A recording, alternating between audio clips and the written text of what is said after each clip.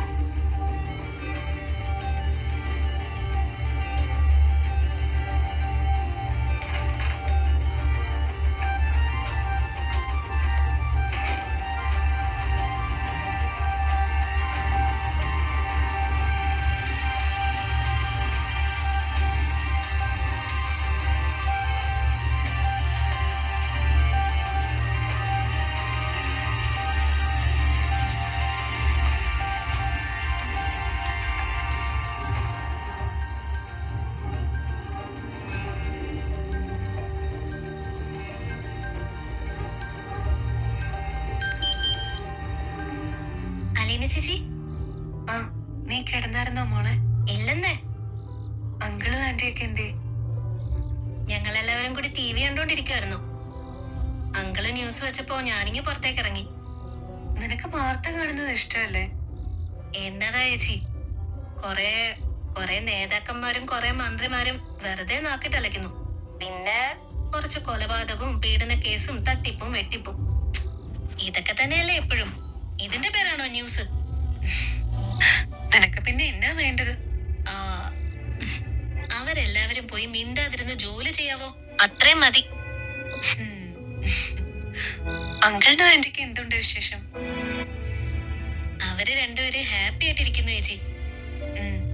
നിന്റെ പഠിപ്പ് കോളേജ് എല്ലാം നന്നായിട്ട് നടക്കുന്നില്ലേ? ഇവിടെ ഒരു കുഴപ്പമില്ല ചേച്ചി, എല്ലാം ഓക്കെയാ. ആ ചേച്ചി, നമുക്ക് ചിന്നുമോളുടെ അടുത്ത് പോണ്ടേ? പോണം. ഇവിടുത്തെ പ്രശ്നം തീർത്തിട്ട് വേണം എറണാകുളത്തോട്ട് വരണോന്ന് വിചാരിച്ചിട്ട് കാത്തിരിക്കുമ്പോ പുതിയ ഓരോരോ പ്രശ്നങ്ങൾ വരും. അവിടെ എന്നതാ ഇനി? ചേച്ചി അവിടുത്തെ മന്ത്രിയായില്ലേ? വൈജയന്തിമാല ഒരു സ്വസ്ഥതയും തരുന്നില്ലേ? എന്റെ വിഷയം അങ്ങ് കൊടുമ്പിരി കൊണ്ട് നിൽക്കുക. ഞാൻ ആര്, എവിടുന്ന് വന്നു, ആരുടെ മകൾ, ഞാൻ എങ്ങനെ ജീവിച്ചു, എന്തിനു ജീവിക്കുന്നു? എന്റെ മോളെ, ഞാനാ വശത്തുനിന്ന് ചോദ്യങ്ങളും സംശയങ്ങളും. സത്യം പറഞ്ഞ ഇപ്പൊ ഞാൻ ആരാന്ന് എനിക്ക് പോലും അറിയാൻ മേലാതായി. എന്നാ ഞാനൊരു ചോദ്യം ചോദിക്കട്ടെ? ഇനി അതിന്റെ കുറവേ ഉള്ളൂ, ചോദിക്ക്. ഇപ്പൊ ചേച്ചി ആരാ? ഇപ്പൊ ഞാൻ അച്ഛന്റെ സ്വന്തം മകള്. സ്വന്തം വെച്ചാ ദത്തുപുത്രിയല്ലേ? അതൊക്കെ മേലെ പോയോ? അതല്ലേടി പറഞ്ഞത്. അച്ഛൻ അബുദാബിയില് ജോലി ചെയ്തിരുന്ന കാലത്ത് മെറീനാന്ന് പേരുള്ള ഒരു ലേഡിയുമായി ഉണ്ടായിരുന്ന ലവ് അഫെയറില് ജനിച്ച മകള്. പോരെ? സൂപ്പർ സ്റ്റോറി ആണല്ലോ. ഇതല്ലേ ഒറിജിനലിനേക്കാളും നല്ലത്. നോക്കാ സ്നേഹമുള്ള അച്ഛനുണ്ട്, അമ്മ വെറുത്തുന്നുള്ള സങ്കടവും വേണ്ട, ആർക്കും ചോദ്യം ചെയ്യാനും പറ്റത്തില്ല. പക്ഷെ അമ്മ ഇതെങ്ങനെ സഹിക്കൂടി? ഒന്നാമത്തെ കാര്യം, എന്നെ കണ്ണിന് മുമ്പേ കണ്ടൂടാ. രണ്ടാമത്തെ കാര്യം, സ്വന്തം ഭർത്താവിന് കല്യാണത്തിന് മുൻപ് മറ്റൊരു സ്ത്രീയുമായി എല്ലാ തരത്തിലും ബന്ധം ഉണ്ടായിരുന്നു എന്ന അറിവ്, അത് ശ്വാസം മുട്ടിക്കും. മൂന്നാമത്തെ കാര്യം, ആ ബന്ധത്തിൽ ഒരു കുഞ്ഞുണ്ടായെന്നും അത് വളർന്നപ്പോ വിളിച്ച് വീട്ടിൽ കൊണ്ടുവന്ന് താമസിപ്പിച്ചിരിക്കുകയാണെന്ന് അറിയുമ്പോഴത്തെ വിഷമവും വേദനയും സങ്കടവും നിരാശയും. പണ്ട് ചെയ്ത പാപത്തിന്റെ ഫലം അനുഭവിക്കാതെ പോകാൻ പറ്റൂ? അമ്മ അനുഭവിക്കുന്ന ടെൻഷൻ എത്രയെന്ന് എനിക്ക് ഊഹിക്കാൻ പറ്റും. നീറിക്കൊണ്ടിരിക്കുക. എന്നോടുള്ള ദേഷ്യം തന്നെ താങ്ങാൻ പറ്റത്തില്ല. അപ്പോഴാ ഞാൻ അച്ഛന്റെ മകളാണെന്ന് കൂടി അറിയുന്നേ. എങ്ങനെ സഹിക്കും? കുറച്ച് നീറട്ടെന്നേ. കയ്യിലൊരു പത്രം നല്ലൊന്നുമല്ലല്ലോ, അനുഭവിക്കണം. പാവം, ഒന്നും അറിയാതെ അല്ലേ മോളെ ഈ പ്രകടനങ്ങളെല്ലാം കാണിക്കുന്നേ? അറിയാതെയോ? അഹങ്കാരം കുറച്ചൊന്നും അല്ലായിരുന്നല്ലോ. ചേച്ചി അതൊന്നും നോക്കണ്ട. ഇപ്പൊ ബാലേന്ദ്ര സാറിന്റെ മൂത്ത മകളായല്ലോ. ഇനി അങ്ങോട്ട് ആ ഗമയിലങ്ങ് നടന്നോ, ഒട്ടും കുറയ്ക്കണ്ട. ഇവിടെ ഇപ്പോ ആർക്കും ഒരു സമാധാനവും ഇല്ല. കുടുംബങ്ങൾ തമ്മിലും ഒട്ടും രസത്തിലല്ല. സത്യത്തില് എന്നെ രക്ഷിക്കാൻ വേണ്ടിയാ അച്ഛൻ സ്വന്തം മോളാണെന്ന് പറഞ്ഞത്. അതോടെ അച്ഛന്റെ വിലയിടിഞ്ഞു. ഇതെങ്ങനെയാ ഈ വിലയിടിയുന്നേ? മാർക്കറ്റിൽ വിൽക്കാൻ വെച്ചിരിക്കുന്ന സാധനമാണോ അച്ഛൻ? അങ്ങനെയല്ലടി മോളെ, എല്ലാവരുടെയും മതിപ്പ് പോയി. കല്യാണത്തിന് മുൻപ് വേറൊരുത്തിയുമായി ബന്ധം, അതിലൊരു മകള്. അതിനെ വിളിച്ച് സ്വന്തം ഭാര്യയുടെ മക്കളുടെയും കൂടെ താമസിപ്പിക്കുന്നു എന്ന് കേൾക്കുമ്പോ അച്ഛന്റെ അഭിമാനമല്ലേ നഷ്ടപ്പെടുന്നേ? ആ, അതൊക്കെ ഒരു സങ്കല്പമല്ലേ ചേച്ചി? മറ്റുള്ളവര് നമ്മുടെ വില കൂട്ടുന്നുണ്ടോ കുറയ്ക്കുന്നുണ്ടോ എന്ന് നമ്മൾ നോക്കാതിരുന്ന പോരെ. ഇവിടെ എന്തായാലും വലിയ വഴക്കായി. ഇനി എന്തൊക്കെയാ വരാൻ പോകുന്നെന്ന് അറിഞ്ഞൂടാ. ഞാൻ വെച്ചോട്ടെ മോളെ. ശരി ചേച്ചി. ആ, വെക്കുവാണേ. Good night.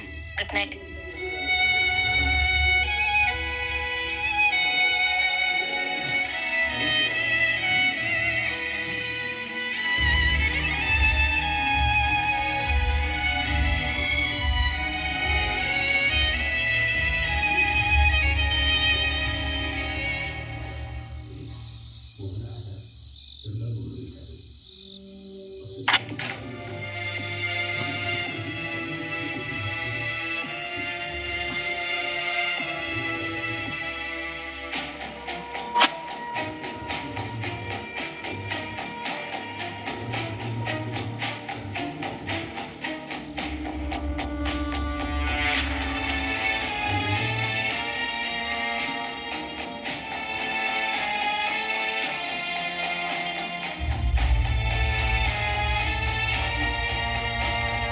ബാലേന്ദ്രന്റെ സ്വന്തം മോള അലീന.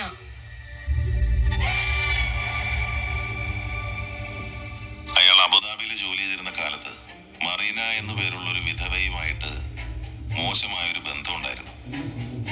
കൊല്ലം തങ്കശ്ശേരിക്കാരി, ഒരു ആംഗ്ലോ ഇന്ത്യൻ. അവളാണ് അലീനയുടെ തള്ള. നീ തോറ്റുപോയി വൈജയ്. ഇനി രക്ഷയില്ല.